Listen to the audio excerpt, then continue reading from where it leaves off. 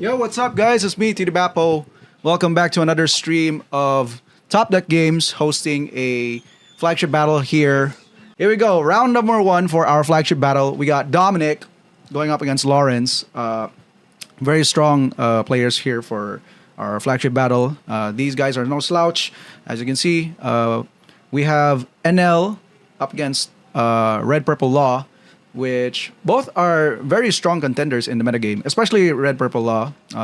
Ever since the absence of uh, Black Blue Sakazuki, with him getting banned last month, and it just goes to show that the deck was too strong for the metagame. It was super hard for them to solve. Like, it had all the tools, and Bandai just said it's time for the banhammer to smack him in the head and make One Piece fun again. So fun is the name of the game. RP Law, very strong, aggressive deck. Let's see how he fares with this NL. Looks like there's a mulligan there for Dominic.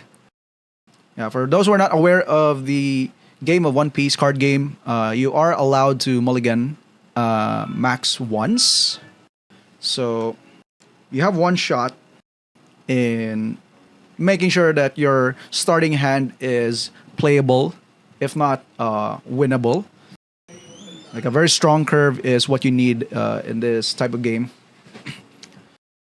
But the advantage of playing NL for a monocolored deck that only has 4 life total is that you can delay all of your opponent's attacks when you're down to 1.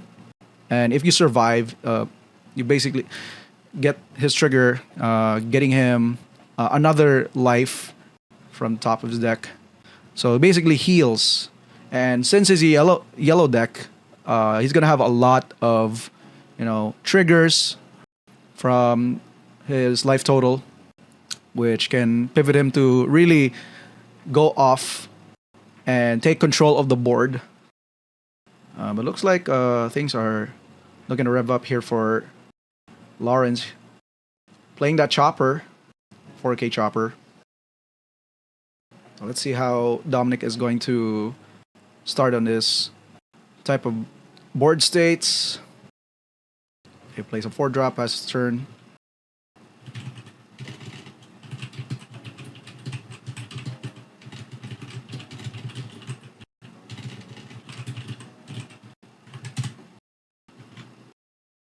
Alright, so it's gonna take 1.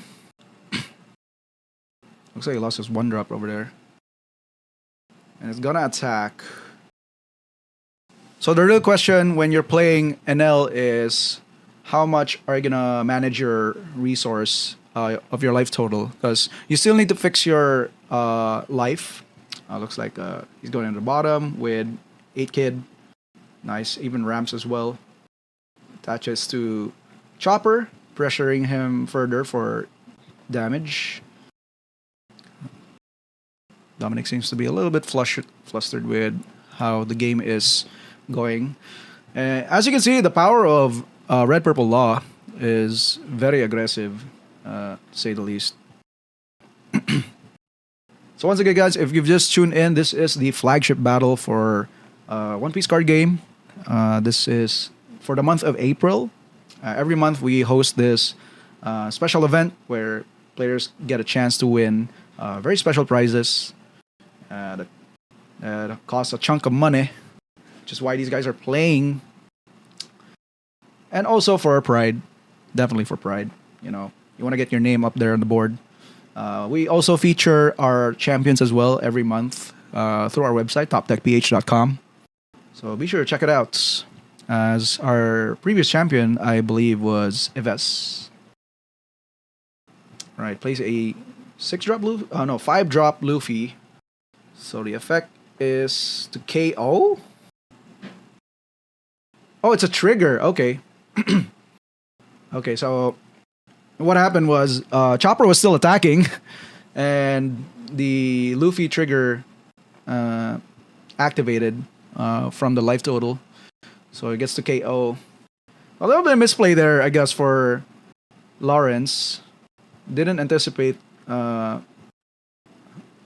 the NL deck definitely has a lot of ways to trigger. So it looks like Dominic is looking to control the board by attacking Chopper. And he's gonna let it go. No problem. Okay, draw 3 cards from that 5-drop. Not familiar with the name of the card though.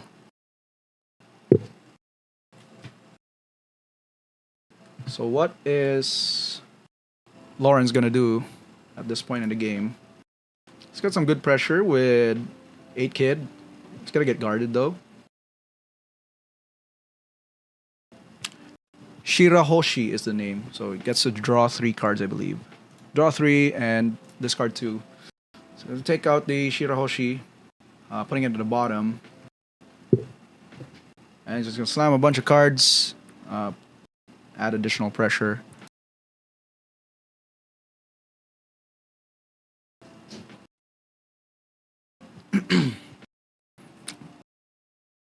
Alright, looking to take that damage from Law. He's gonna pass his turn. Down to 1. This is the crucial turn, or rather the crucial point in the game for Enel, is whether he can abuse his ability throughout the stage of the game where he's left with 1 life. Because technically he has 2 life when Enel triggers after losing that 1 life card left. So he has to find a way to abuse that part, or somehow. I mean, his best play would probably be to slam either Portgas Ace. Yeah, no, I don't think he has enough done. Maybe Big Mom 7. I think he has 8 done at this point. Yep, I think he needs to slam Big Mom at this point. Try to get some life back, or put some real pressure on the board, because there's no stopping for Laurence at this point.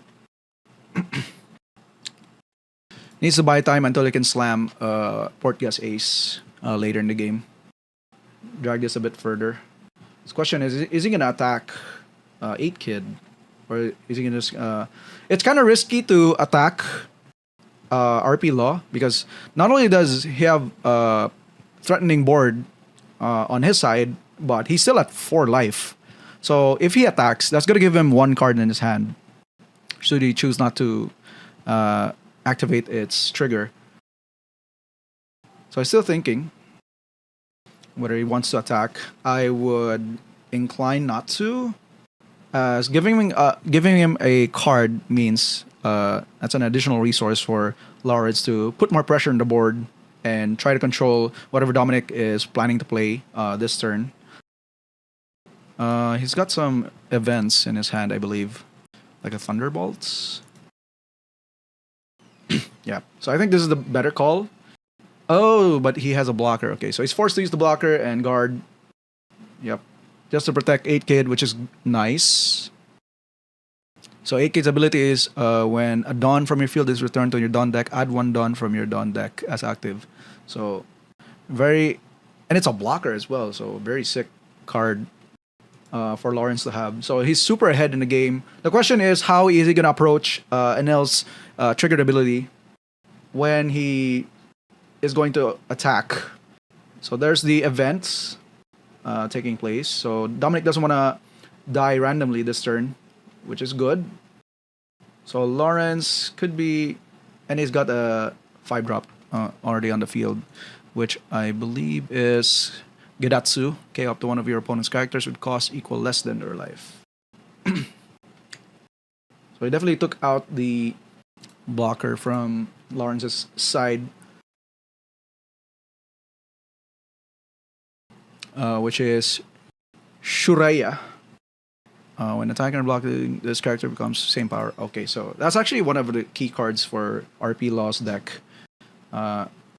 Shuraya. So I've heard a lot of good things about this card. It's very powerful. If you just read the card, this character's power becomes the same power as your opponent's leader until the start of your next turn. So at the very least, it's 5k. Even when it's blocking. Alright, and there's one of the powerful cards as well from EBO1. Bon Clay. Choose up to one of your opponent's characters. This character has the same power as the chosen one. And it also ramps the Dawn as well. So, and you just abuse RP Law's ability to remove your opponent's characters. There's a lot of synergy going on with Laurence's side. It's just so powerful.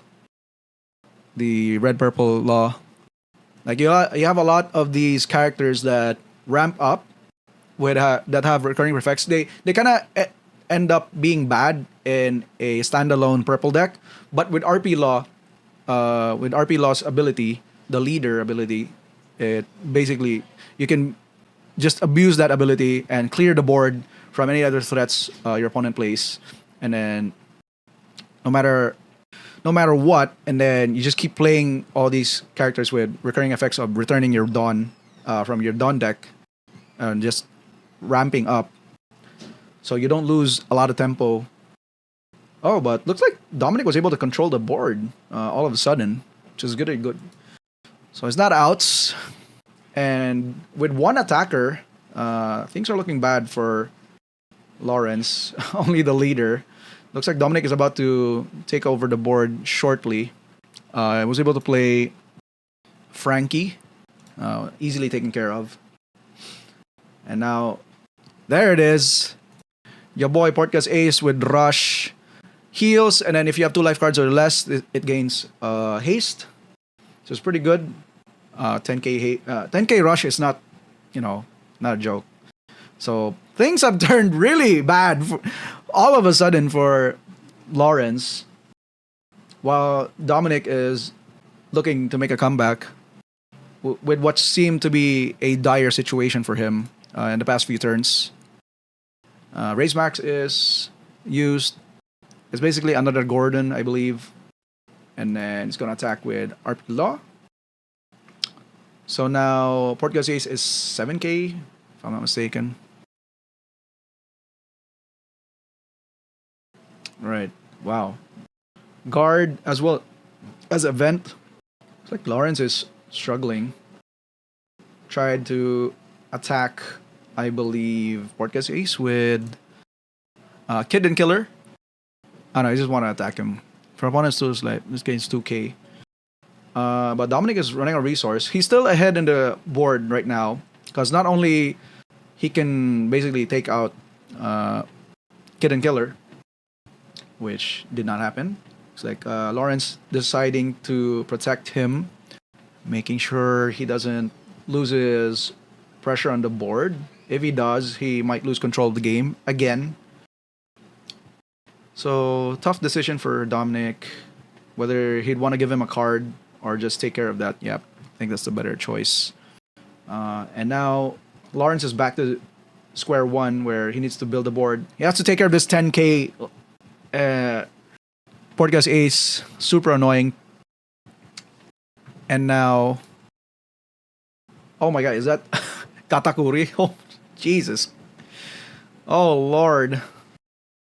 Not even the deck list that I'm looking right now, but now Laurence is in a very bad spot. Like Katakuri resolving, and even gets a heal as well. This is not looking good for your boy Laurence. He's looking to struggle in getting back in the board. Takes care of Portgas Ace though. Okay, slams Shachi and Penguin. If you have 3 Dawn or less cards on your field, add up to 2 Dawn. So it's another ramp card. Unfortunately, there's not much to use effect. Like, RP Law is very strong early game, right? They can definitely control your opponent's board with his recurring effect every turn. But unfortunately, if the big guys start coming up, like the late game slammers, such as Katakuri, like, you're gonna have a hard time dealing with this deck. Oh my god, and there's another... Man, Dominic is super lucky today with all his draws. Super good.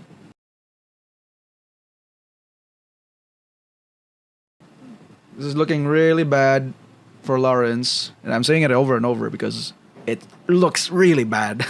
Like, Katakuri is sticking. You're not even sure if you want to kill him. You're still behind on the board. You're already down with 1 life.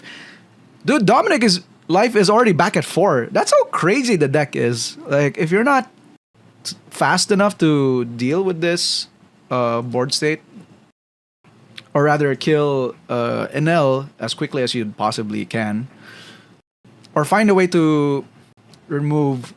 Okay, so it's gonna start with taking care of Katakuri. Yep.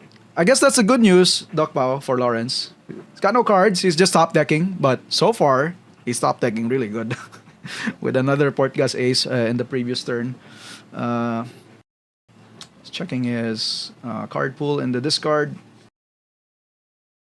Checking what other possible cards could he have? Could he potentially draw in the next couple turns? What could be in his life total? That's very crucial. But so far, I'm very much enjoying this game of One Piece so far. Like, it just goes to show how balanced the game is. Like, you got both of these decks, Enel and Red Purple Law. Very powerful decks, by the way. Very dominant in the meta. But if you match them toe to toe, like they seem to be doing their stuff quite fairly compared to Sakazuki in the previous month. Like it was just a dread of an existence for everyone. But Laurence looking to take that, and that seems to be GG if he just slams all of his Dawn. That's 20k. Or does he have a blocker? I'm not sure. It's hard to check if you don't remember these cards. Okay, so Sanji is a blocker. When you have two or fewer Dawns than your opponent in your hand, this card costs 3 less. Okay. So it's a blocker. He's also got Sachi and Penguin. So Dominic is taking his time because the blocker is, it's a pain. But I guess he still has to attack, right? Like, he's got no choice. He still has to attack. He's got to take care of the blocker. Yep. He's going to pass the turn. Gets 2 Dawn. Dodong! Alright, I believe that was... Not sure if that was a king draw for Laurence. Let's see, okay, he can make this a comeback. He's already 0 life, so any hit would definitely be like lethal for Laurence at this point. So he needs to find a way not only to take care of Portgas Ace, because 10k threat is looming right now. He still has to take care, like, he needs a blocker for Enel. At the same time, he needs to deal, like, 5-6 damage? Or at least chip some of his life total. And he has to worry about the triggers from Enel. Or rather, the triggers from taking damage. So Laurence is definitely in a pinch here. Right. RP Law attacking for 14? Okay, so gonna activates. And he gets to cheat in a blocker. So not bad. But he only go so far. And there it is, the Yamato. Definitely a KO. Yep, and that's GG. Sheesh! Dominic taking first round. Congratulations. The cool thing about Blue is that they have one of the most efficient ways to remove characters in the game. With Red Rock, of course, just delete any character, put him into the bottom of the deck. And I believe Rob Lucci looks to be a very similar Sakazuki deck, control type of deck. Trash 2 cards on the top of your deck. Give up to one of your opponent's character, cost -1 this turn when attacking. So you get Hina, Helmepo, giving minus cost.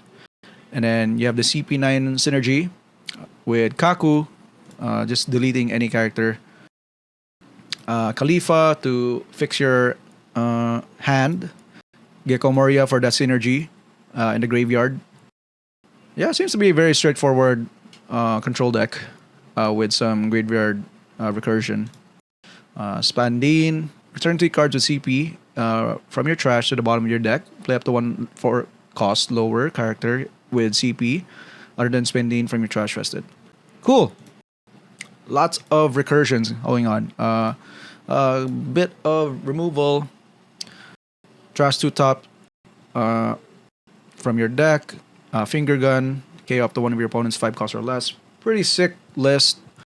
And we're starting things off with Aaron taking the hit. Here's Khalifa. And Ives is looking to fix his starting hand right now in the second turn.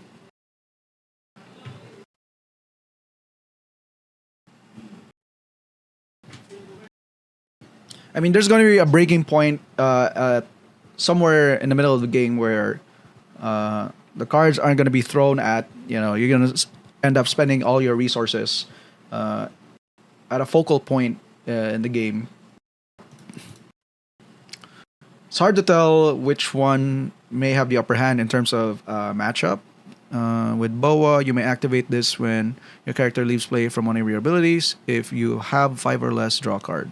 So, I think the key card here is definitely Boa, the leader herself. So on once per turn, during your turn, you may activate this if your characters leave. So you want to have all these recurring effects from playing your characters, such as Pudding and Mihawk, even Kaido, if there's a way for you to bounce it. Edward Weevil, even Crocodile. Yeah, you can even bounce your own. Okay, very interesting. And then just use Boa's ability to just keep drawing, just have a lot of card advantage. So there it is. The pressure is on Jinbei into Crocodile. So you want to be aggressive, but you want to make sure that your card total is very healthy in your hand. So you also have Boa Hancock as a top end. 6 drop 8k up to one of your opponent's characters other than Monkey D. Luffy cannot attack until the end of their next turn. Then place up to 1 cost 1 or less from the bottom. Okay. So you can also even pick some of your characters like Kaya to go back to the bottom of your deck in case things get really dragging. Okay. Spandam is played. Mills 3 gets a card.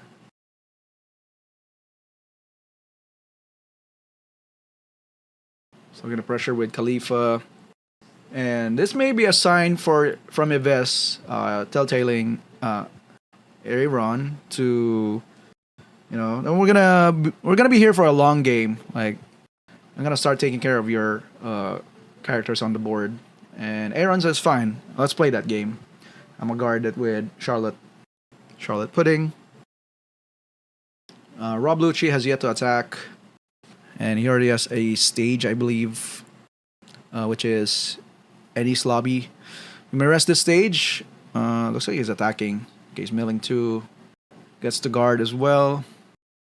If your leader has CP in type, up to one of your opponent's characters gains -2 cost during this turn. It's another activated ability to just keep the pressure on for reducing your opponent's character's cost. Now plays Rebecca. Return up to 1 black character other than Rebecca with cost 3 to 7 from your treasure hand. Then play 1 cost 3 or less black character from your hand to the field. Doesn't play anything. Or maybe still thinking. Very interesting. By the way, guys, thank you so much for watching our stream. If you've just tuned in, this is the flagship battle here in Top Deck Games for the month of April. This is round number 2 between Ives and Aaron, running Rob Lucci and Boa. 2 monocolor decks that are looking to break the metagame because have not seen these decks for quite a while. There are some lists that are topping, mostly in Japan, just because they're so active. But most of the decks that I'm seeing so far has been dominated by the previous decks that we've seen, which is Red, Purple, Law, as well as Enel. Those are just your staple decks to play. And if not, you could play Black, Yellow, Luffy, which is also a very powerful dual-colored deck. But Rob Lucci and Boa, very interesting choice for both these players, as Aaron is looking to attack with Crocodile to the leader for 5k. Let's see if he responds. Now, you may think that it's just going to attack for 1 damage. Maybe Ives can take it, but if you think about it, like, on the grander scheme of things, as the game progresses longer, each card would actually matter. Whether you take the damage or you block, you guard it with your cards in your hand. So all of those matter. So we're already at the point in the game where things are getting spicy, and looks like I was able to draw an event which has a trigger, I believe. It's Tempest Kick. Draw one card, and if your trash has 10 or more cards, give up to one your opponent's character -3 cost for the turn. Trigger is KO up to one of your one's 3 cost. Ooh, it's pretty good. Takes out Doflamingo blocker. That was a good trigger, by the way. It looks like he guarded, throwing away Spandine from his hand.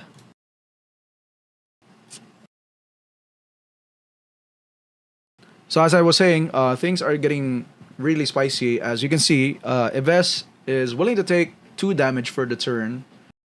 And there is the 6-drop Boa taking care of one of Ives's characters. I believe it was Spandam. So looks like Khalifa cannot attack next turn, unfortunately, as it was the first targets for Boa. And Aaron looking really healthy with his card pool in his hand. So let's see how Ives is going to deal with this board at this point in the game. Yeah, he might be thinking of thinking a bunch of characters in the field. But Aaron says, no, I have the advantage. I don't want to let this go. So Ives does a little bit more milling from Rob Lucci's effect. This might be the turn for Gecko Moria, which could turn things around, which we're already seeing in his hand. It might be the power play that he needs to get back into the game. So he might do it just that. Okay, -2.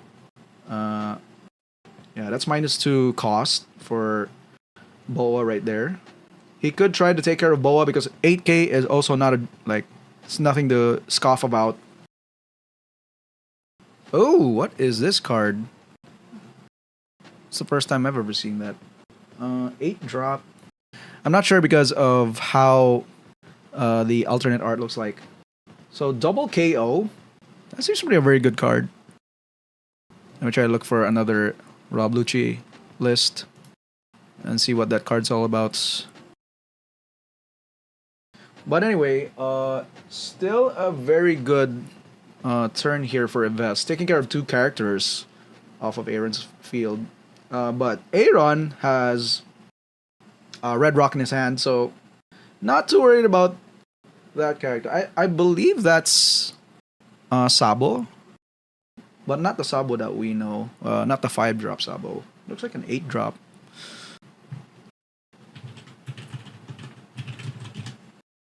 Let me see if I can find that card.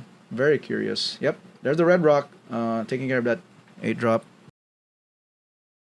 See if I can find that. But anyways, looks like Aaron was able to take care of that, and he's already putting Ives down to 1 with Crocodile and Boa. So still not looking good for Ives. I think this could be the turn for Gecko Moria. Bring back some characters as well. Get back on the board. Maybe possibly a blocker.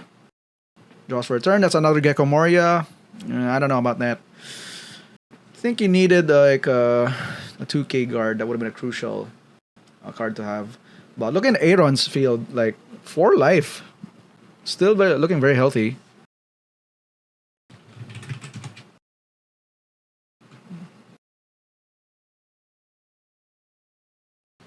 Right, so -2 cost for Crocodile.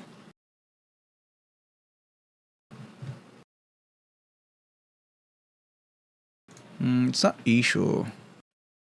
Anyways, let's see what's gonna happen. So Rob Lucci is gonna attack, put another -1 cost for your boy Crocodile, which is now down to 1 cost. So any card could definitely take care of Crocodile at this point. Khalifa going to the bottom. Looks like a trigger happened with Red Rock. So things are not looking good for Ives. but he is forced to play Gecko Moria and bring back Rebecca. Okay, as well as Spandam. So look at top 3, reveal 1 CP, then put the rest to trash. Okay, I believe that's a 2k guard, if I'm not mistaken. But he's slowly back on the board. I believe Rebecca is a blocker herself, so should be able to.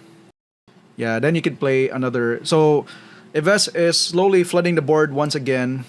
Oh, bringing back Sabo. Okay, nice. That's pretty good. Although the bad thing about Sabo is he protects. Oh, nice. Takes care of Crocodile. He protects his board from being destroyed. Unfortunately, the Boa deck is mono blue, so does not have a bunch of destroy effects, but rather putting them on the bottom of the deck type of effect. So doesn't really do anything much other than maybe protecting them from being attacked by the leader or the characters, I guess. Sabo's effect can't be KO'd by card effects, so you can still KO them through combat. Still don't have any clue what that black card was. Maybe it was Rob Lucci? Destroy.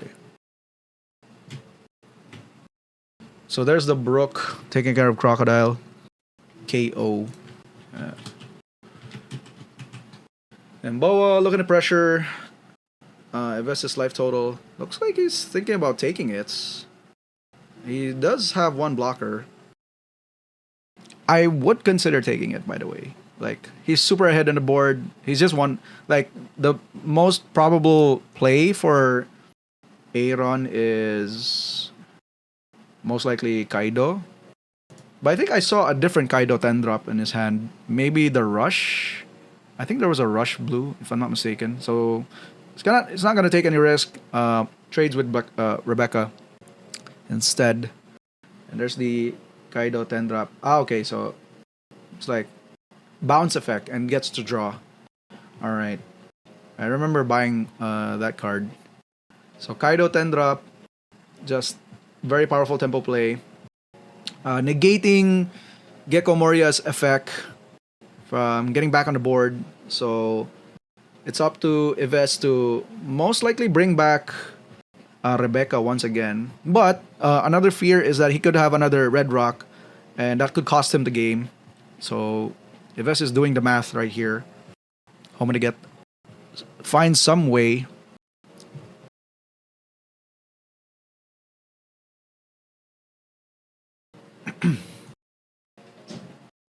Oh, there it is, the Sabo. You may trash one card from your hand, up to cost 5 or less, and one of your opponents cost 3 or less characters. Alright, so Sabo 8 drop. Finally found a card. It's a very sick art from OP07.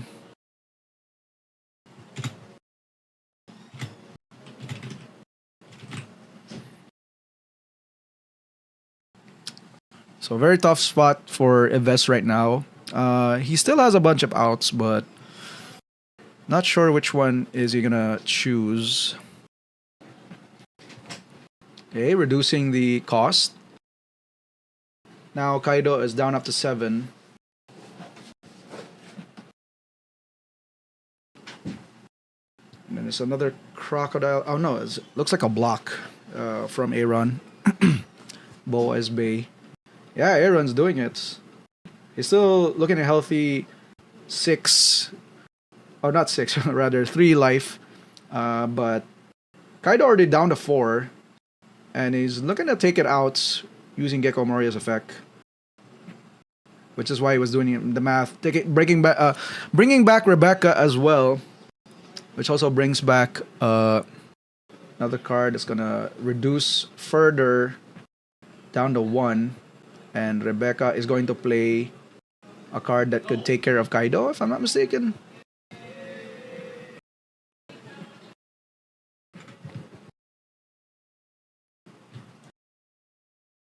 So he's gonna call over Brook to take care of Kaido. Another nice turn, which is why Gecko Moria was super hype when he first came out.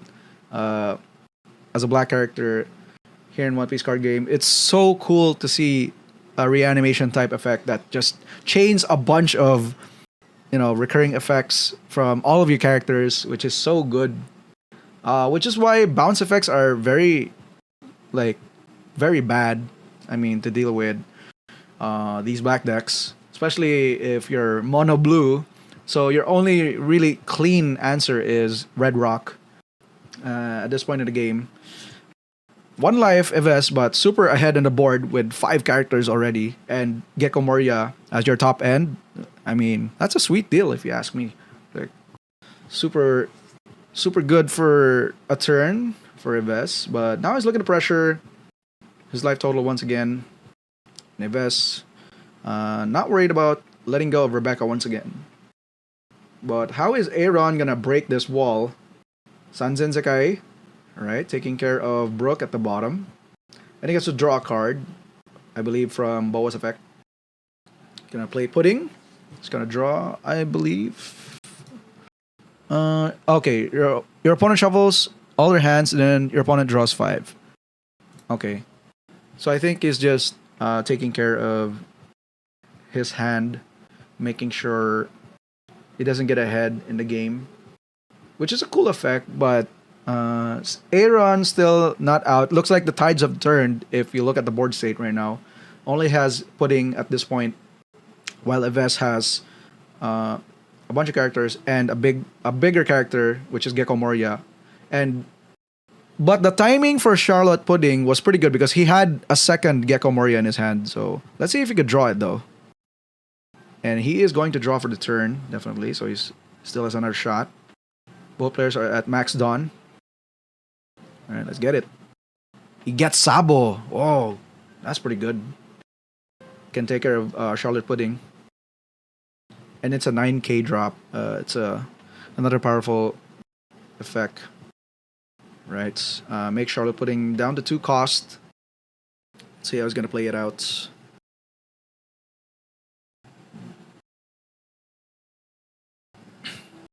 Rob Lucci going in. And I believe he's going to use the effect to put her down further to 1.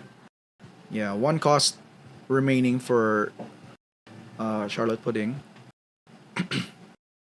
Right, forces the guard.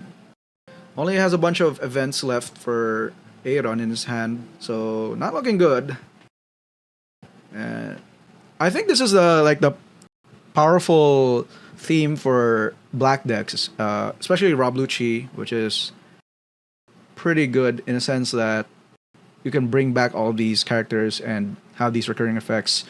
At first, they kind of seem very mediocre if you just read them themselves, but if you bring them back over and over again with Gecko Moria and Rebecca, then that's a totally different story.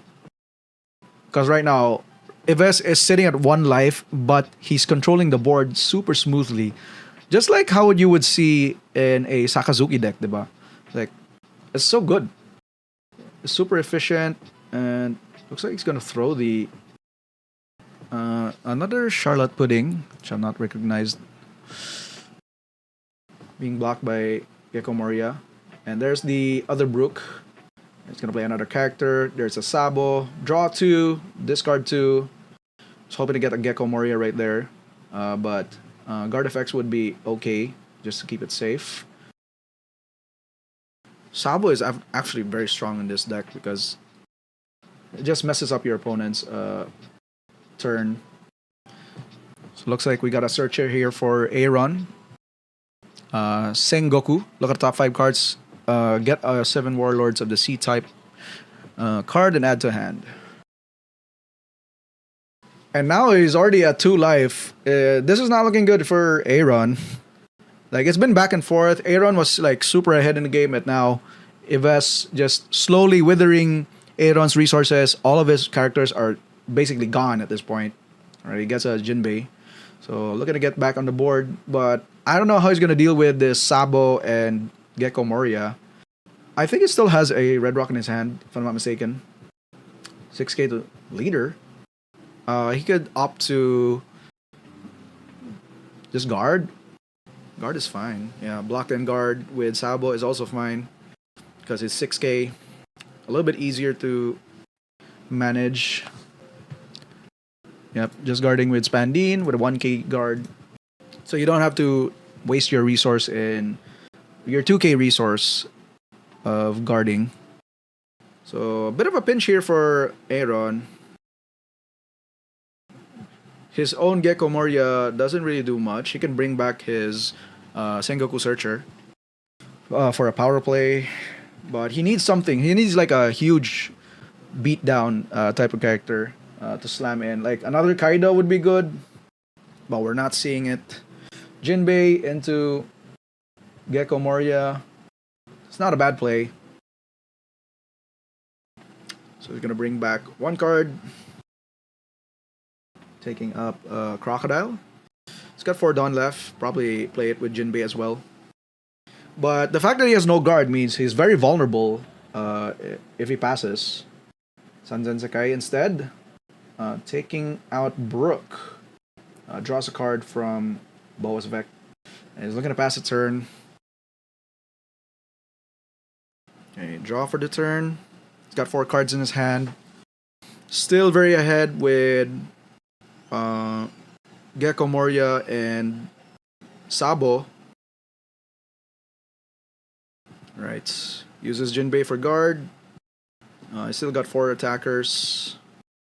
So he's gonna test out his hand if he has any other guard. Probably has one. Okay. Jinbei going down to 3 cost. It's definitely gonna make him force his hand. Not lose any more life total. There's the other guard. Gecko Moria for 9. It's definitely gonna take it. Is he gonna get a Red Rock effect? Nothing. Right.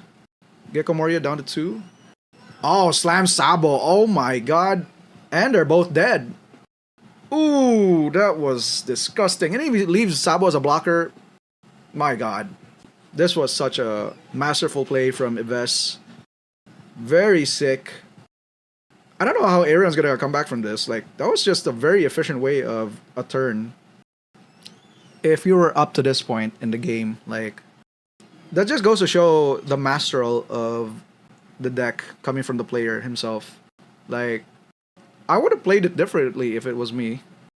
But looking at that play earlier, that was really, really impressive. Because now Aaron's in a pinch. He's super low on characters to attack. So that means he can't have lethal again. That was the only thing that he was preying on when he gets his turn back. But now he's back on a pinch. And he has to deal with like potentially 4 or 5 attacking characters with at the very least 8-9k power on average. So he's running low on resources. I think this is the weakness of Boa, is when you drag the game too long, your cards are not gonna matter as much. Or rather, their impact in the game is getting really low. Like, it's rough. It was looking good at first for Aaron, but he's definitely in a pinch at this point. Even the events are just looking very clunky because you'd rather play characters with on-play effects and then get them to attack, which means they've already done a really good job in getting you that victory closer. Whereas events are just ways to mitigate the board early in the game. But if it's getting late at this point, like, they could be game breaking, but sometimes they're just too clunky. Most of these events, you have to cast them on your turn. Because you want to be pushing more pressure on the board, right? So it's rough. So gets to play Edward Weevil, draws a card. 4-drop 6k. My god. Back in my day, our 6k 4-drops were just vanillas. They don't mean much. Alright, but forces the guard. And is gonna pass. This is not looking good for Aaron. And Ives is very much poised to take over the game and win. Starting off with a Gecko Moria attack. Forcing an attack, no draw. And just slams Sabo with a lot of damage. And that is it. Ives is your winner for round number 2 with Rob Lucci. Congratulations. Most of this top end is going to be Katakuri himself and Big Mom, 7 and 10 drop. You got your fixers, Charlotte Pudding, Charlotte Pero. So Katakuri's effect is look at top 1 life of the top of your opponent's life area, and then either put it in the bottom of your life area or top. Then this leader gains 1k. So it's basically 7k. Make sure your opponent doesn't have the best draw in taking damage. And she gets to go first as well, which is good. No, Katakuri is not banned. It's Sakazuki. That's the leader that's banned. The first leader ever banned. So far, the cards that have been banned, I believe, were, I think it was from Nami's deck, and then the card from Whitebeard, Moby Dick. All right, so that's a free attack for Kendo, and there's the guard. All right, Bon Clay looking to ramp up for Kendo right here. Okay, what's the play here for Wendy? Looks like a KO type of effect. That's a 5 drop. Oh, it's Gedatsu. Okay. Did not recognize his hairstyle with the alternate arts. Alright, so looking to see if he could take the top card of his life. Just looking to take it. No effects from Katakuri so far, as he is not attached with a Dawn. So Wendy is just trying to be very efficient with her Dawn for the turn. Kendo just getting in for free attack. But as you can see, Kendo with basically very reserved of his card total. Just playing 1 card for the past 3 turns. And taking 1 damage. Ooh, there's an ace. So taking out 3 Dawn. Using RP loss effect.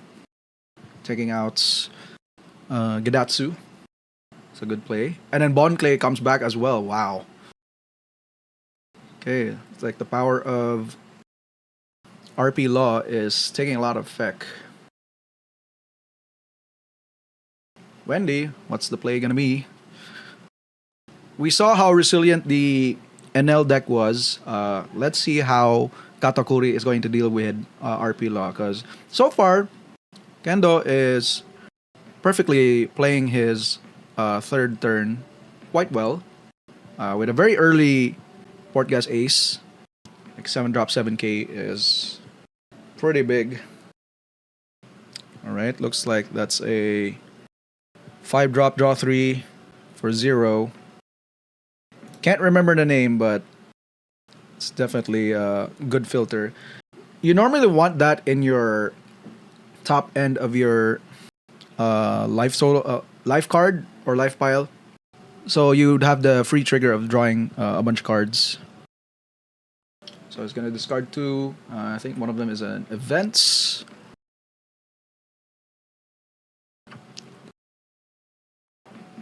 So it's gonna use Katakuri's trigger. It's gonna check the top. It's gonna put it at the bottom. And Kendo double guards. It's gonna pass the turn. But Wendy still has a lot of cards in his hand as well. On her hand, rather. But that 7k port gas ace is gonna be pressuring Wendy's life total at this point.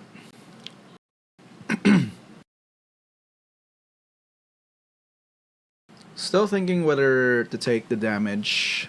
She did put the top of her life total at the bottom. Let's see what she got. Looks like a trigger. Thinking about it.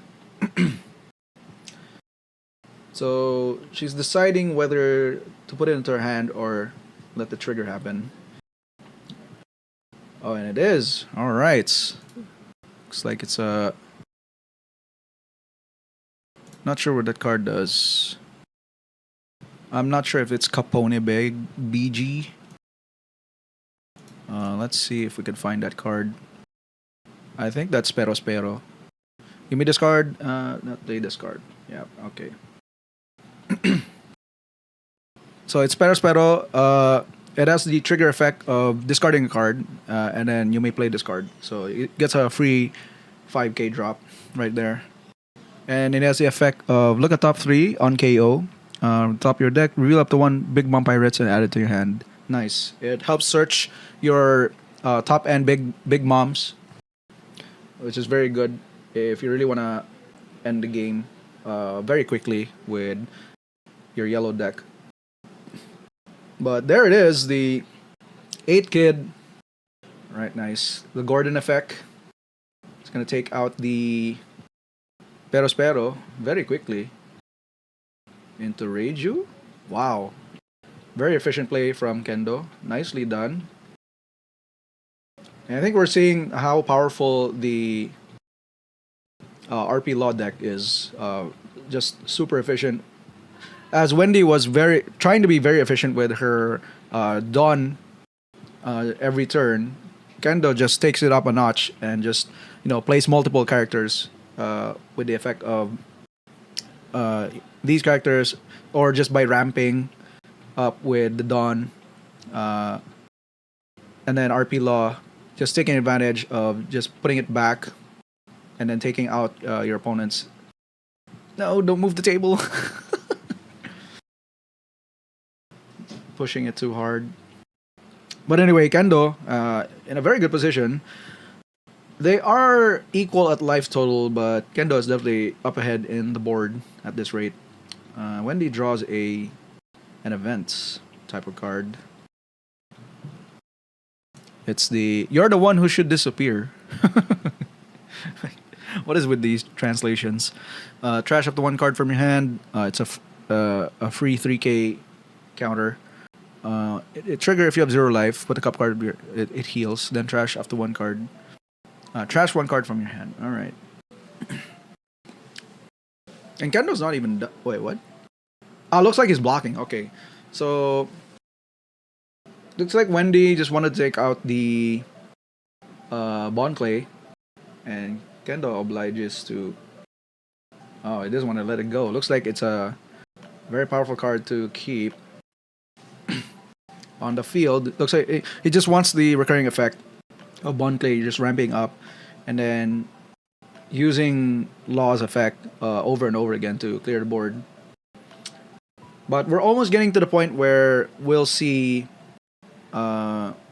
Big Mom or Katakuri himself going on the field anytime soon. Just not quite there yet, as Wendy is not ready to play those cards and is gonna try to take effect of Katakuri by attacking with Dawn, looking at the top of her life, see if she wants to keep it there or put it in the bottom. Okay, so decides to put it in the bottom, doesn't like it, and looks like Kendo is just gonna let go. So he's basically trading some of his cards just for Wendy to be a little bit inefficient with her Dawn play for the turn, and Kendo seems to be happy about it.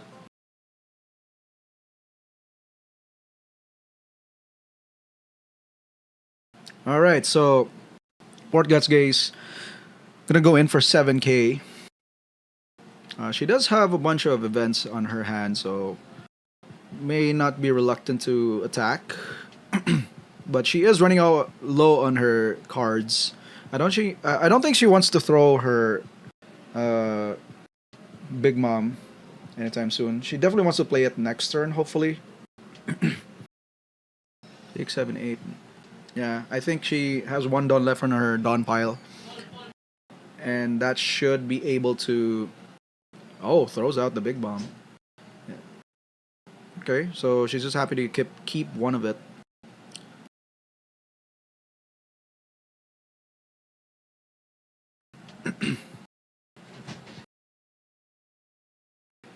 Still thinking hard whether to take it, and she does take it. No effects. Seems to be reluctant on taking that damage.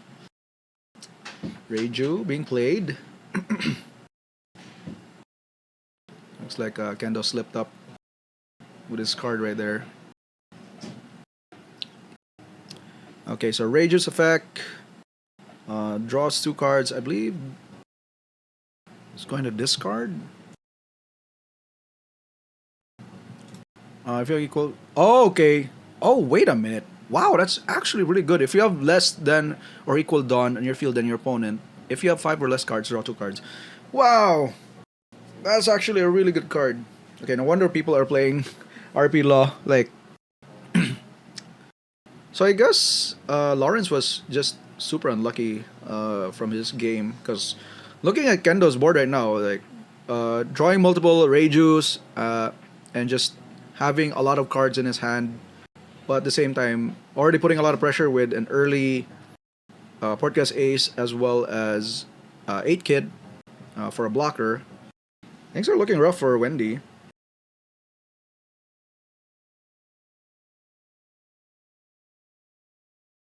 Still deciding whether to take.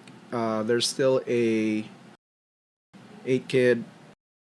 Not sure whether she'd want to take the damage.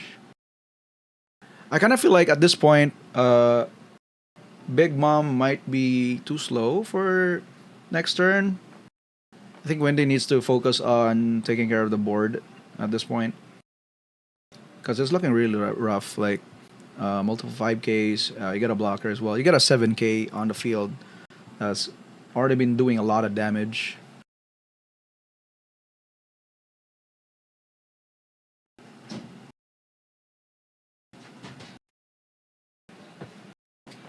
So Wendy is definitely in the think tank, deciding whether to take the damage or not,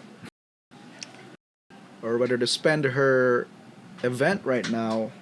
Not sure. Alright, so doesn't want to deal with it. Uses loss effect to take care of Charlotte Pudding. Alright, just a little bit of a efficiency. Putting it at the bottom. And here comes Kid and Killer. Oh, it's a rush. Oh no. Now she's forced to take this. Okay, no trigger. And look at Kendo's board, already full. This is not looking good. Oh man. And he's going for the offense right now. He's not afraid. Okay, free play. Discarding. What would you like to discard? Mr. Pero. And she's gonna discard 3-drop. I think that's Charlie. No. Okay, Wendy's turn. Slams in the Big Mom. Let's see if this could make a comeback. Trying to take care of some of those attackers. Kendo ready to guard those, and he's smelling blood. This could be it. Kendo has 5 attackers, and she's down to 1 card. Man, this Katakuri is just not doing justice.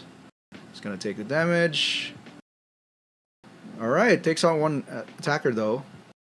Alright, and that's GG. Kendo gets the win. Congratulations. Right, so Lyle just carefully putting up his life total. Let's start the games. Let's see who goes first. Looks like it's Utan. Oh no, it's Lyle, and he passes the turn. Alright, starts off with milling. Trying to get a card. Brooks is already on the graveyard. Gets an event card. Alright. Enel just going in for 8. Passes turn, no effects. We're definitely going to see some power play in the next couple of turns as the Dawn starts to rack up. But so far, pretty chill start for both players. Alright, attacks with Rob Lucci, gets to mill 2 cards.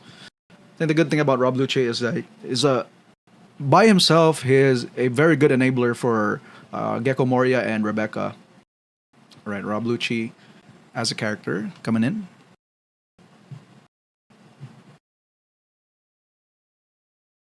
What's the play here? Goes in for 6. I believe he forced the guard there. I think that's Okiku.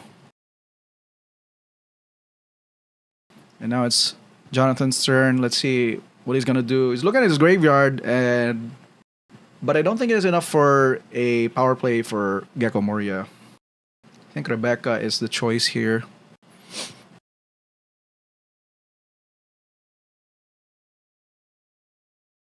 All right. Looks like you got a trigger off to that with Onami. Get off the one you leaders banish. K up the one of your opponent's 5 cost. So it looks like Rob Lucci got the hit there. And we have a very interesting play here from Utan. Not familiar with that 5 drop. Looks like a Hulk version of Luffy as a character. Let's see if I can find that card.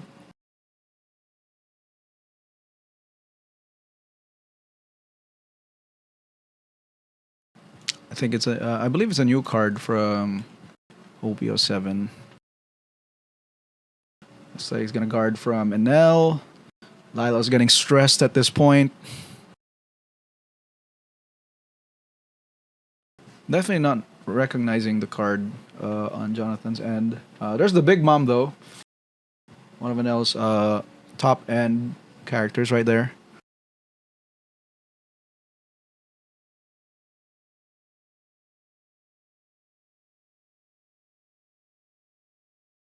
And look at Jonathan just rolling his hand, trying to count how much is he gonna go for this turn. He should have enough for a Gecko Moria power play. Still has yet to use the Rebecca. Could even opt to play Sabo this turn. And probably drop Rebecca, then call in Gecko Moria to return Rebecca. And then possibly Brooks. Just chaining a bunch of reanimation. I think safest play here is to attack first. Maybe. But the threat of another trigger could be very looming for Jonathan. Okay, still trying to figure out what his power play is going to be.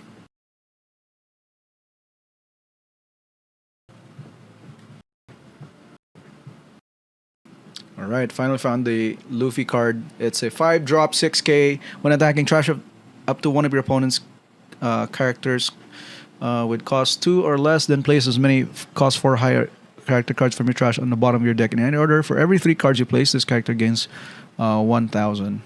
Yeah. So you can definitely take out 1. Alright.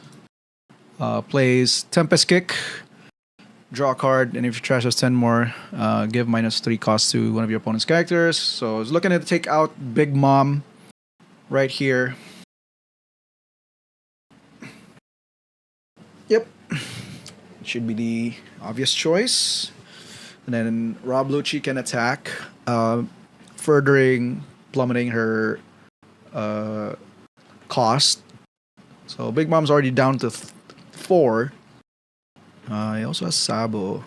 Just not gonna do anything. But he might play at this turn. Alright, right. Plays Khalifa. Further deducting the costs.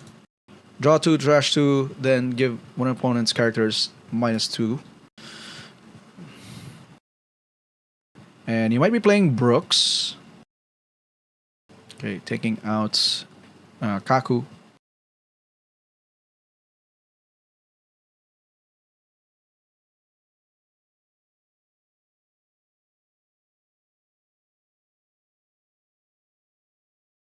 Alright.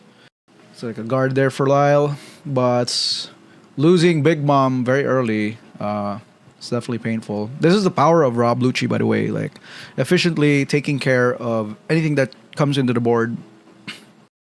So definitely up ahead on the field for Jonathan. Lyle, on the other hand, may need another powerhouse play here to either take care of the board or just put like a big threat. Like that's what he needs right now. Okiko for 8. Looking to take out Luffy. Hulk Luffy. Right. There is the 5-drop Gadatsu. Gonna take out Khalifa, and it's gonna pass the turn, forcing a guard there for Utan. So, but he does have Gecko Moria in his hand right now, so this might be the turn where he's gonna take over the board once again. Even though that was a pretty good turn for Lyle. Both players are still equal at life total.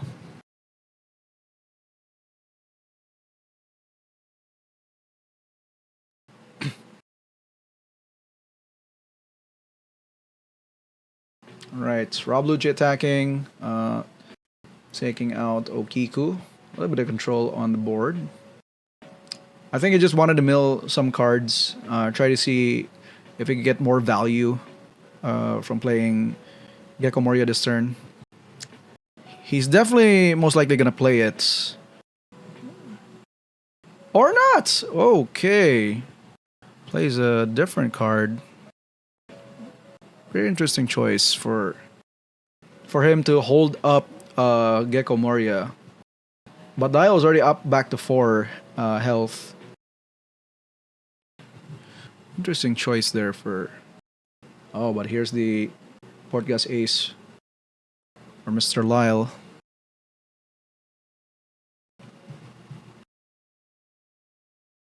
Alright, Jonathan. Is it the turn for him to play Gecko Moria? Because Portgas Ace is already a looming threat on the field.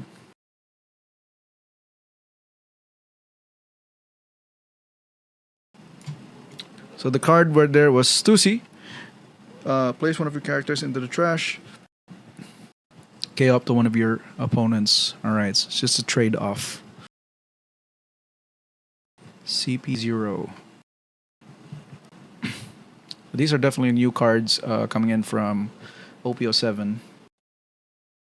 Right, for some reason already up to 5. Rob Lucci. Jonathan needs to really start putting back on the board because Enel's life total is not, nudging at all. Alright, so chaining Gecko Moria into Rebecca and then into Spandam. Just getting a ton of value on the board. Just looking what card to get back.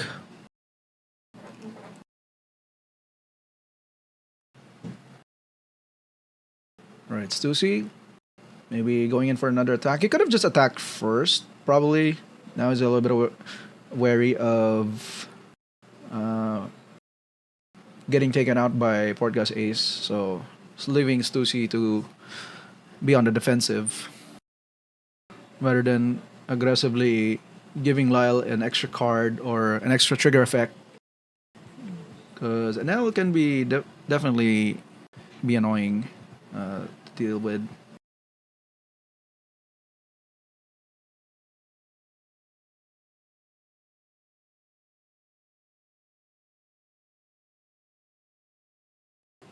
Alright, so Lyle was just checking his graveyard, seeing if it could anticipate any other plays next turn for Jonathan. Alright, and now going in for 7.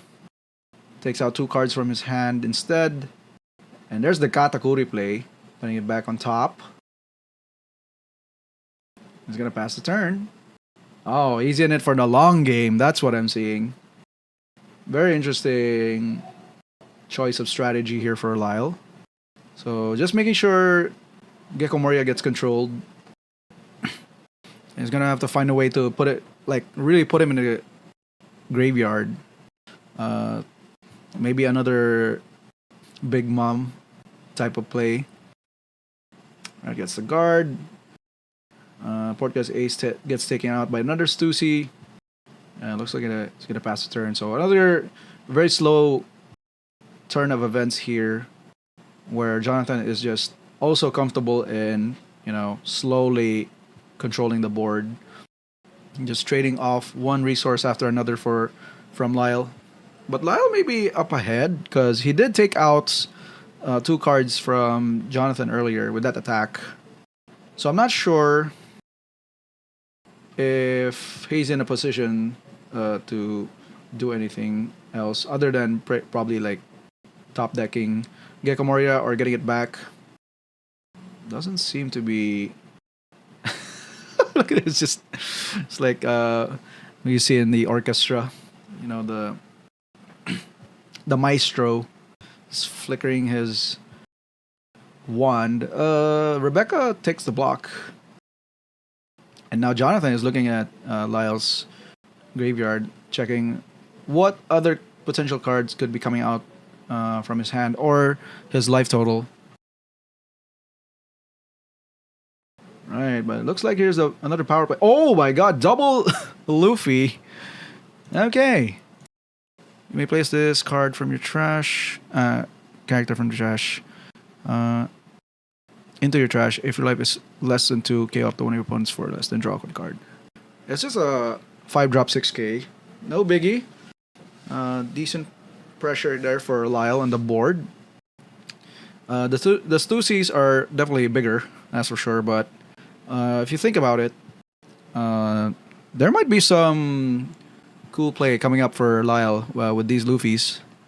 If your life is 2 or less, KO up to one of your opponents, cost 4 or less, then draw a card. It replaces itself, but I'd rather he'd keep it for the beatdowns because he really needs to secure the win here as much as possible. All right, so I think the first trigger is to mill. I think he wants to mill. Oh no, he's gonna take the damage first, then mill. Oh, and there's a trigger right there.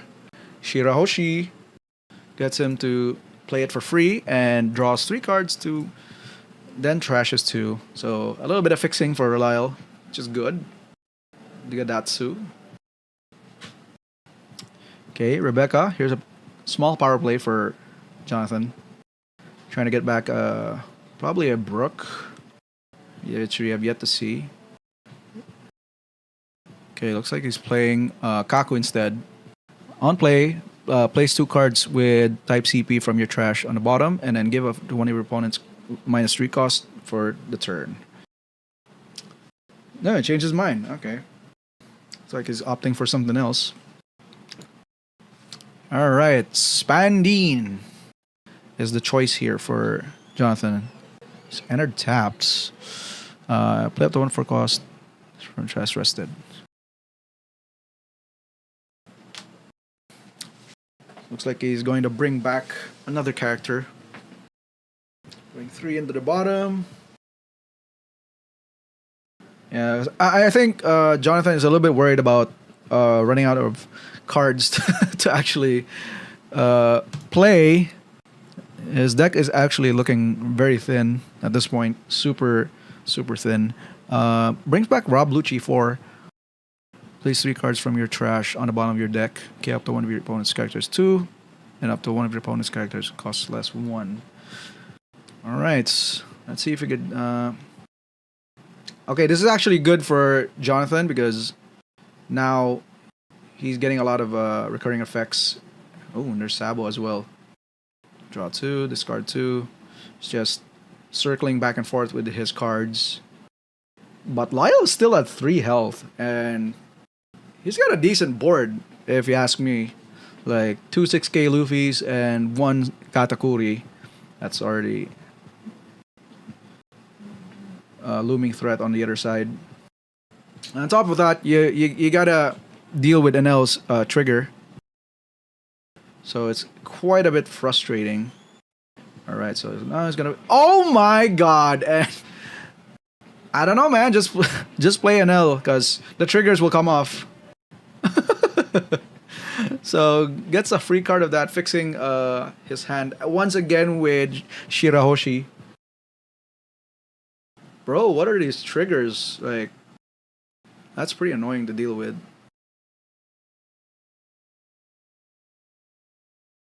Alright, discard 2 cards and the second Stussy. Oh, no way. No way it's another trigger. Okay, so he's gonna draw.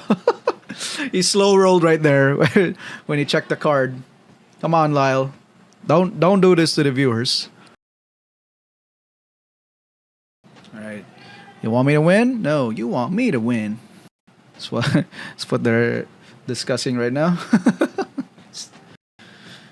All right, what's the play? 7K up to the leader. He's got a Rebecca on the field, so maybe taking it is fine.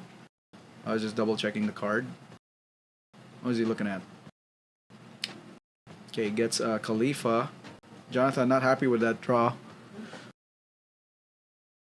Oh yeah, he can't use Rob Lucci's effect, or rather Luffy's effect, because Sabo just entered the battlefield, so card effects are not gonna be relevant. Yeah, he can KO, but he'd rather not, because that's not gonna happen. Not with Sabo being resolved earlier, as I believe Rebecca came in and then he got back Gedatsu? No, Spandine. He got Spandine into Rob Lucci and then he played, he called over Spandine with Sabo. So all of his characters are okay, but he does it anyway. He just wants to draw a card. Not sure about that. Okay, Lyle is looking to get aggressive on the board. Trades off with Rebecca just to play another Katakuri. Sure, I like to play. Super frustrating. He gets a heal off one of his triggers once again, and he gets a free play after that. If he tries to fix his hand once again and drag the game a little bit longer.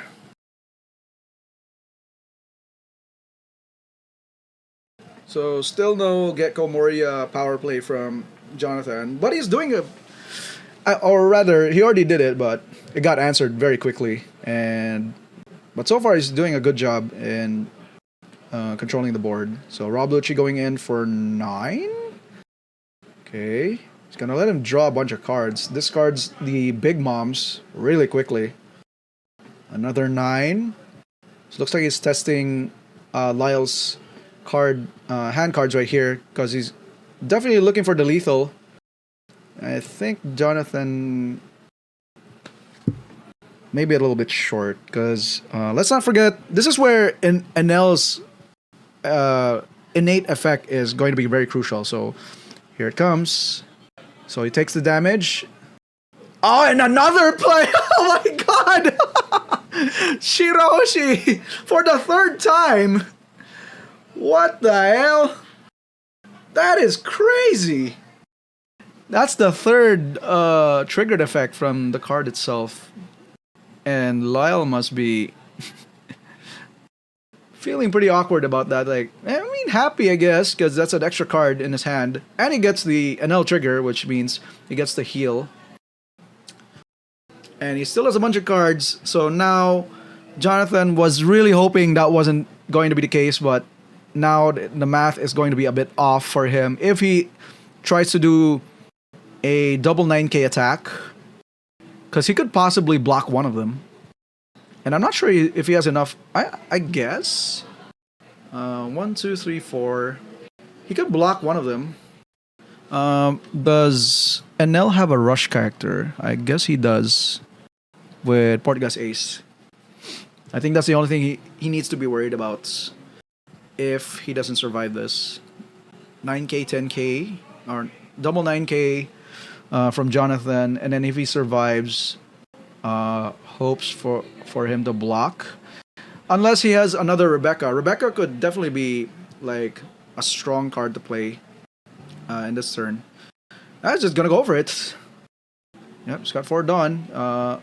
Showing off another 9K in power. Let's see if he has an event. An event would be very great. Or another trigger. Dude, if he gets another trigger off of this, Lyle might be the most luckiest person right now in the tournament. It's just because having a 3rd trigger. Oh, hold up. Okay, just put it in the hand. It's just a guard. 1, 2, 3, 3 cards. All right, it's passing the turn. Might be a sign of weakness for Jonathan, but I think he could survive this. The next volley of attacks. Oh my god, and he top decks the Portgas Ace! No way! No way, Lyle is shaking. He's shaking. He's holding the Dawn.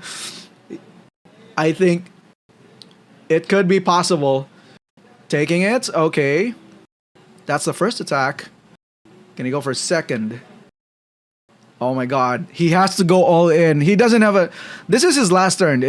This is like the highlight of, their game right now. It was pretty slow at first, but now things are looking to be very, very hot as of this moment. So he needs to push for an attack. And Jonathan, if he blocks this, things could be very dangerous. Like, that's like 9k, I believe. So, no, 8k. So he needs to dump at least 2k guards. No, he's just gonna take it. Oh, not even a trigger. And the next card's gonna be Gecko Moria. Oh boy. Come on, Lyle. Do you have what it takes? Alright, 6k. Come on. I'm pretty sure you have a guard. Bait the guard. Come on. There you go. Boom! There you have it! 10k for Portga's Ace. Out of nowhere. And he top decked that, by the way. So, the question is Jonathan going to be able to guard the last attack? Does he have it? He does! Oh no! And he survives. And is passing the turn. Oh no. And that was the window. I think that was the only window for Lyle. Damn. That was very scary for Jonathan, but he managed to pull through. He got a guard up there, able to block the last one. Maybe he should have baited. Well, I guess it's very telling if you're gonna leave 10 Dawn.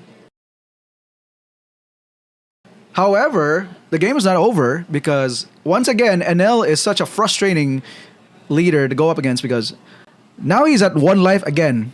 But that's technically 2 because after he takes this damage, Enel's effect is going to take effect. It's going to trigger and it's going to heal 1 more life off the top.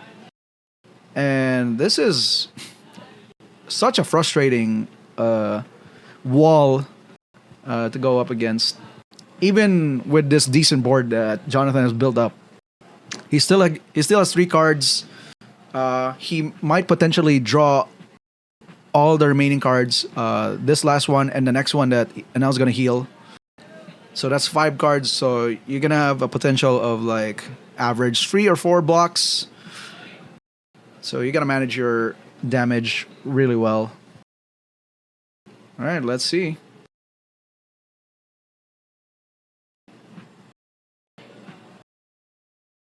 What?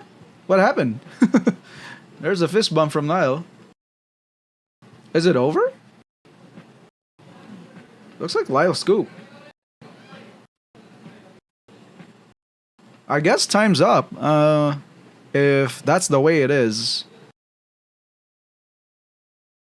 This has been a very long game for both these players, so... Oh no. You hate to see that type of thing happen. No. That was such an exciting game, and we're just getting right at the climax of their intense battle. I think they went to time. Oh no. Kung sa time, call, how many minutes passed before nag-call ang time? No, I'm not aware. See, it's fine. What happened? Wala sila ka-realize na turn 0 na. So they did not know kinsay turn 0. Oh. So if si Ota ng turn 0, daog si Lyle. Or if si Lyle ang turn 0, pildi siya. So that's where the problem lies. I think I'm going to assume mga 15 minutes mangod, and they already passed 3 turns, so I'm going to say na ano na sila. It's already 3 turns. Alright. Pass naman sila. That's the problem. Alright, so we got some context for our match. So unfortunately, both of these players were in the think tank for a very long time, and they didn't realize it was already going to time. So none of these players are able to figure out who went turn 0. And that was the crucial turn. Oh no. Because if that was the case, then Lyle actually could have won especially with Enel's effect. Based on the rulings of Bandai, player with the highest life total gets to play. Yeah, and Lyle just calls a fist bomb. So we'll clear things up in the last round, but other than that, I'm still not sure who got the win. So kind of a bittersweet turn of events for this round, but exciting nonetheless. It got really exciting up to the last point. So that's shocks. I think we're moving on to the next round or the last round after this. So we'll see how they're going to proceed with this game. But anyways, guys, if you're just tuned in or if you're tuning in, thank you so much for watching. This is the flagship battle for the month of April here in Top Deck Games. Oh, and there's another trigger. What the hell? And they're just playing out what would have happened. Another trigger. What the hell? All right, ladies and gentlemen, welcome back to Top Deck Games. We are live for the final round of the flagship battle for the month of April. And lo and behold, we have our final top tables. On the left corner, you got Wendy running Katakuri, and then Ives on the right corner running Rob Lucci. The Lovebirds are actually at the top tables, which you'll love to see it because they've been playing One Piece for quite a decent amount of time, and now they're really going at it. I remember when Wendy started playing, she got her first top 8 flagship at Linked, I believe. It was very impressive. Ives struggled at first, but eventually came through as he kept playing for the past couple of months, and he got his first flagship last week, or last month rather, and it's very, very inspiring to watch these players really improve their gameplay as well as their craft, and it shows. And I love the playmats as well, very sick. We're gonna see these guys duke it out. Pretty sure they're happy to secure another flagship up on their title. But we want to see some action here in Top Deck Games. We're definitely gonna watch these guys play it out. And I'm all for it. Alright, Katakuri and Rob Lucci. I think as we saw Ives play Rob Lucci throughout the tournaments, he has been very impressive so far as to how he's been able to maneuver out very dire situations and just turning things around with his power plays of Gecko Moria, Rebecca, and Brooke. I think Brooke is very powerful, as well as Sabo. Sabo is such a annoying card to go up against. But let's see if Wendy can make a bounce back after that horrendous loss from Kendo with RP Law. Let's see if we're gonna see some better plays this time. All right, it's got Charlotte's. Gonna go in and use Katakuri's effect. It's gonna put it at the bottom. That's usually the sign of rather not liking what you're seeing on the top. So putting it at the bottom means you're really not comfortable with those types of cards on the top of your deck. So then there's Charlotte Pudding. Here we go. Rob Lucci gonna start milling himself. See if we can get a trigger. No, that looks like a Big Mom right there. That's not the card you want to see. I mean, you'd have it early, but this is... I mean, if I were in Wendy's shoes, like, I'd be pretty upset of how the first few turns are turning out, at the very least. We want to see some early triggers, especially if you're playing yellow. And so far, Enel has been blessed by the RNG gods so far in our stream, with Lyle just triggering like crazy with triple Shirahoshi. There's the Khalifa right there. just slowly filling up Ives' graveyard. Right. Wendy's on the play.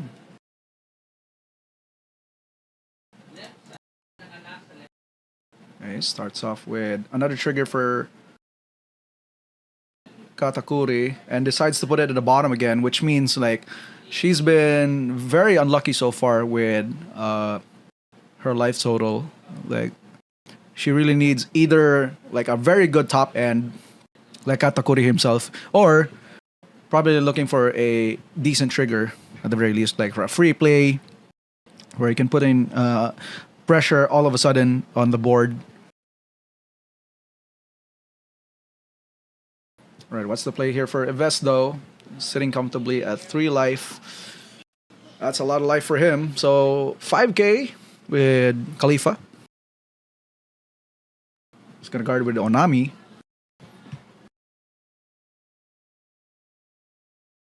I keep forgetting that Spero, if I'm not mistaken.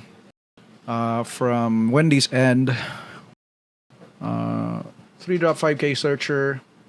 Oh no, and there's the Rob Lucci taking out both Pudding and Pero. But Pero definitely has a on KO effect, which helps her dig further into her top end. Passes the turn. Okay. Alright, takes out Khalifa, trying to get a control on the board. Another Pero. And what is this? Man, I'm not sure with these weird alternate arts. I'm not familiar with these cards. Maybe it's Sanji? Sanji blocker? Seems like it. He's got a trigger, 5k, 4-drop. As a guard. Looks like a blocker to me. Right, not bad. Not a bad turn for Wendy. Ives though. Like the more we progress onto the turns, the scarier it gets for Wendy, as Ives' deck is just such a powerhouse of a deck. Very efficient. And there you go. Wendy offers the trade. Looking to block the 7k attack from Rob Lucci. And then Rob Lucci himself as leader attacking. And let's see if we could get a trigger. Are we getting one? The slow roll. No, just put us into hand. Nothing. Wendy just not getting the cards that she needs for this game. There's the Kaku taking out the Pero again. Like, you can get as much cards as you want. You're not going to get anything on the field. That's going to take out Pero. And that's going to trigger his on KO effect. Alright, puts it in the bottom. Passes turn, and just super overwhelming advantage for Ives. Just look at the board state right now. It's just quite unfortunate so far, as we've seen from Wendy's side. For the second time, I thought it would have been just an unlucky draws from her end, but the deck is just not showing off as of yet. Alright, there's the Charlotte Pudding. 1-drop searcher. Either gets a Big Mom Pirate card or a Sanji. There's the 7-drop Big Mom goes for the attack. She already knows the top two, so she's just gonna switch it around. So the next step for Wendy is probably gonna be trying to get some heal effects and fix the top of her life with Katakuri in order to get back into the game. But man, these Kakus are just devastating. Taking care of Wendy's board. Ives has no chill. Goes for Sabo. So his board is definitely protected in the next turn. No funky stuff gonna be taking care of his board. And that just goes to show that Ives is definitely practiced a lot with this deck. Because this seems to be a very complicated deck to pilot, if you ask me. Okay, mills a bunch of cards with Rob Lucci. Forces guard right there. Another guard. She still has a bunch of cards in her hand, but oh, it's a trigger. She definitely knew that. Gets a free play. Shirahoshi. Now we're getting somewhere. Draws 3 cards. Dumps 2. This might be the card that Wendy needs. Wow, dumps both big moms right there. And there's just a huge gap in terms of being efficient with your Dawn between both these decks. All right, let's see. Oh, wait, hold up. There's the big mom. Gets another heal. And takes out the top. And that was a Gecko Moria. Wow. Nicely done. But she has no blocker, so this could get really rough. Right, mills 2. Attacks with 5k. Goes for the guard. Kaku going for 6. Another guard from Wendy. She still has a couple of cards left in her hand. Right, that's 2 cards, 3k, and another one. I think she could afford to. Oh no, she just dumps her hand. Wow. It's like, no, I'm not gonna take this out. This ain't over. Marvin, welcome to the stream. Ayuden. Oh my god, another trigger! Shirahoshi! Will this be it? Is this gonna be the comeback for Wendy? Wow. Very nice. And off the top from Big Mom 10 drop right there. Very sick. Okay, looks like Wendy is slowly getting back into the game. Ives is at 1 life though. He does have a bunch of cards in his hand, right? Gets the Tempest kick. It looks like he's gonna call. Ooh, Stussy. Yep. Never mind. Looks like Ives is still super ahead in the game. But don't worry, Marvin. I'm gonna be playing Ayuden later. We might be seeing. Oh, another one. Okay. I definitely think he got that off the. Oh shoot! It's definitely forced the block here. All right, pass the turn. Very, very easy turn for Wendy. Just slam your 10 drop Big Mom and then pressure. That's the way to pressure your opponent's life total. Okay, but Wendy is getting short on resources, so this might be the window for Ives to actually take the game. All right, so hold up. Trying to make sure, yeah, it doesn't carefully mess up his math. No triggers. All right, quite unfortunate. That could have been better. Sabo for 7. Just getting forced to take it. Is this it? Is this the win? Okay! And Ives is your flagship battle champion. Congratulations with 5 wins straight over Rob Lucci.